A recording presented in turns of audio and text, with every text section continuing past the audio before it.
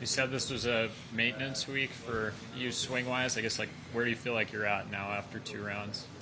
I felt like today was another sort of scrappy one. I made what I feel are, some uncharacteristic mistakes compared to how I've played the majority of the year. So just going to try to iron that out over the next couple of days, try to shoot a couple of scores without as many bogeys on the card. And if I can do that and just tidy it all up a little bit, I feel like I'll be in a good spot heading into next week. You seem to be in a pretty good spot, period, in relation to the leaderboard. Yeah.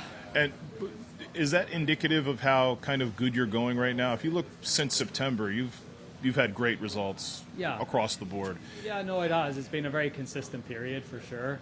Even when I feel like I haven't played my best, I find a way. I think that's when I talk about being a more complete golfer. Mm-hmm. If one part of my game isn't on, then I can, maybe lean into another part to try to, so today you're pulling quite a few putts and making my score that way rather than, hitting the ball unbelievably well.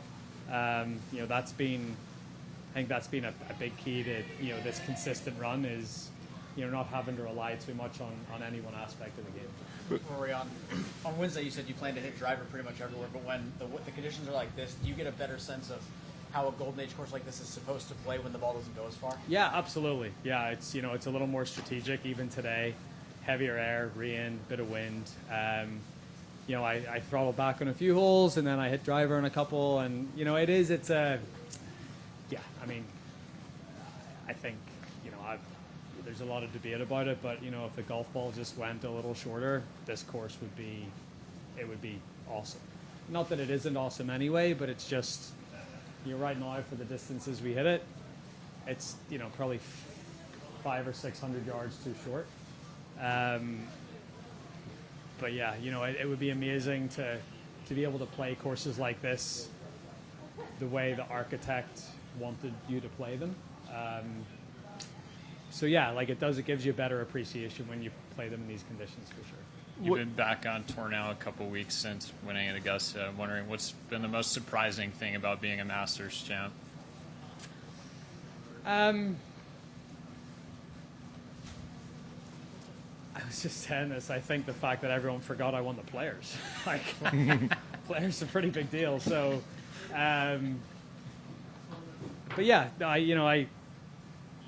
obviously that's at the forefront of everyone's mind because of what it meant and how I did it and all that stuff. But I think for me, it's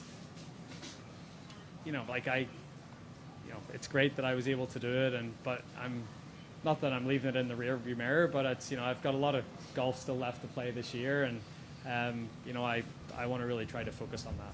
Since in September, you seem to step further back from the live debate discussion, and it seemed that's when it started to click. I think you went second, then you won the Players, which I think is probably the toughest tournament to win, and the Masters. Do you think there's a correlation there? Is your mind clearer? I think so.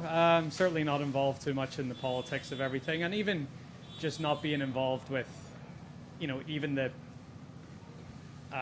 being on the board of this tour, and even just talking about changes to the Tour Championship and all that.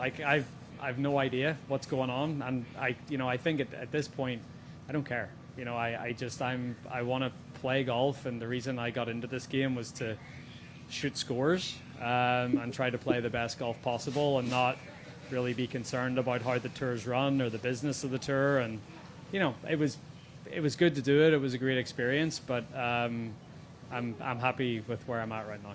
Just right. Thank you. Just when you're out there, people are yelling Masters chant, Masters.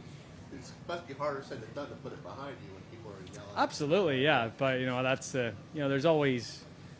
We all have our own challenges, and if my challenge is to try to focus on the present, not think about a dream come true a few weeks ago, then that's a pretty good challenge to have. Thanks, Rory.